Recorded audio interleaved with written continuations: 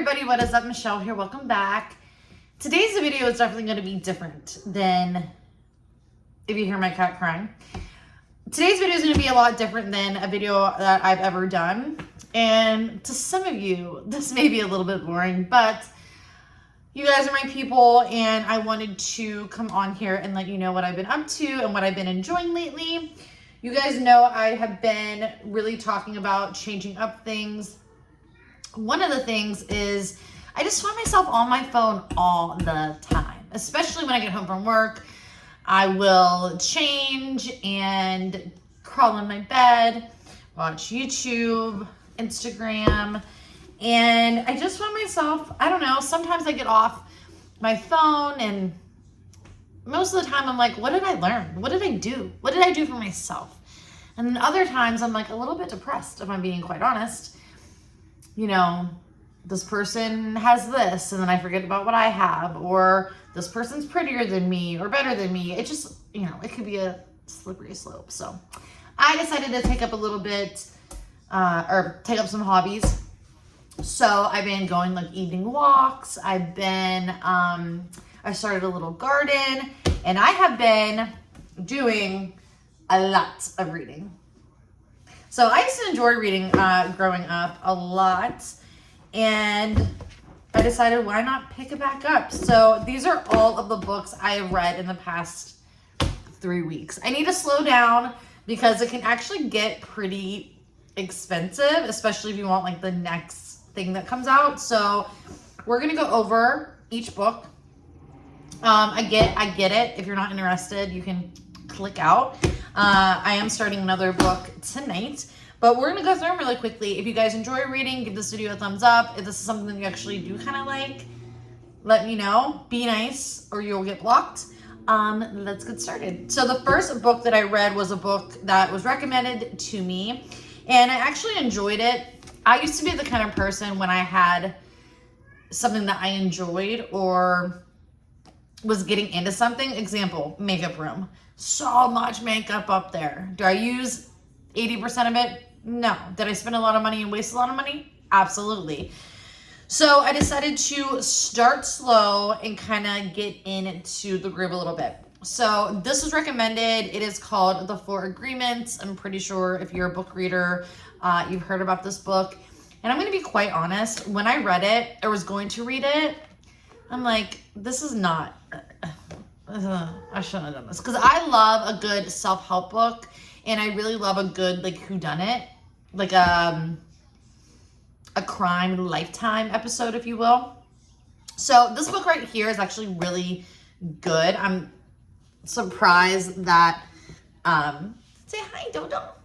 I'm surprised that I enjoyed it so much. So basically, it is a kind of like a wisdom self-help book. It gives you 4 agreements to kind of incorporate into your everyday life. Be impeccable with your word. Don't take things personally. Don't make assumptions, and do your best. So I'm going to be honest, in my personal life, I don't really kind of use this that much, but in my workspace, this has actually helped me so much. And I know that might sound a little funny to some, but the don't take things personal and be impeccable with your word, and even the don't make some, it's actually all of them. So people have actually said to me recently, like, there's something different about you lately. So this has actually really helped. It's a very, very easy read. I actually really love the font of the book. It's only like 140 pages. I want to get the 5 agreements. Let me know if you read that, and that is something that I should pick up. Speaking of the same author, we have The Mastery of Love. And I'm going to be honest, it's a little bit longer of a book. So basically this will just talk about your relationships. And I don't love this as much. I don't think it is the writing or anything like that. I just feel like I didn't need this in my life, if that makes sense. Like self-help books, you kind of want what you need. And this one I feel I didn't, you know, I don't know. So anyways, both great reads, but this one was really beneficial to me. All right, let's get into some juicy books, shall we? All right, so the next book I read is by an author that I love. I'm actually really excited because I emailed this author. Ow! Easy. I emailed this author and they emailed me back. It's just so cool when that happens. Anyways, Frida McFadden, the first book I ever read was The Inmate.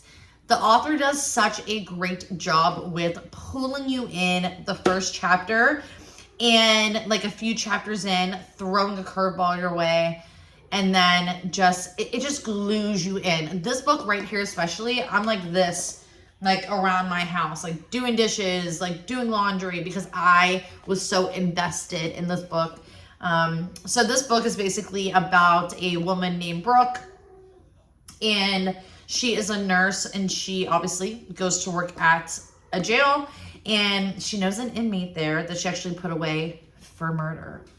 And the plot thickens, and the end of the book gets so juicy. So really recommend this book. I want to read The Coworker next, but so good.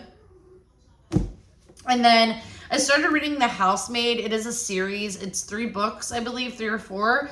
And there's a blue one, a red one, and a gray one. I really wanted the gray one. I can't find it anywhere. This one right here, I wasn't as into as The Inmate, but it was pretty good. It is about a girl that took a job as a housemaid and ended up working for a married couple. My cat's right here, but she's going to knock my phone over is what she's going to do. Went to work for a married couple and ended up having not an affair, but slept with, I guess it is an affair, slept with the husband, and then obviously some things happen. So if you're into that kind of thing, this is a great book, great author. You're blocking my son, baby doll. All right, next book, really good, really, really good. The Perfect Marriage. I highly recommend. Genevieve Rose, I think that's how you pronounce it. So this book basically is a book about a married couple. One is a writer and the other one is a criminal defense attorney. And he cheats and the mistress winds up dead. And the wife ends up trying to present him in court, even though she's super hurt. And there's a lot of things involved. The one thing I will say about this book that I didn't super love is towards the end of the book, like the last 15 pages, they kind of kept going and going, like, and not really telling you anything.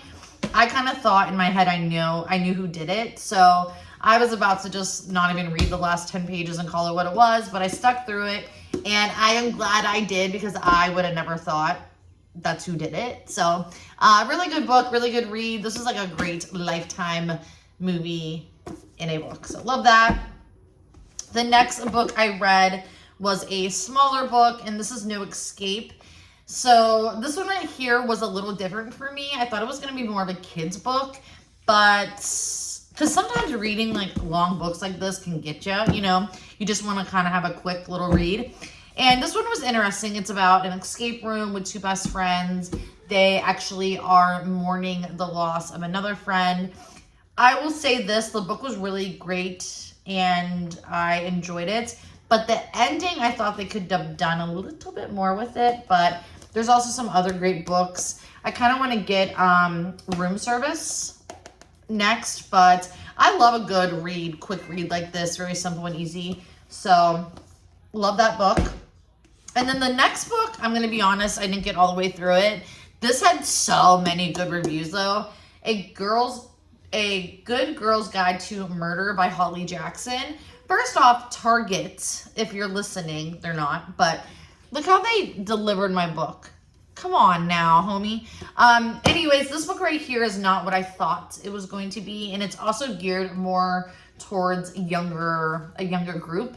But I thought it was going to be like a fun killer moment, and instead it's basically about a girl that is doing something for school, like a paper or some sort. I got to page, I have a bookmark in here, 65. So basically it is a book about, there was an older murder in the town that she lives in.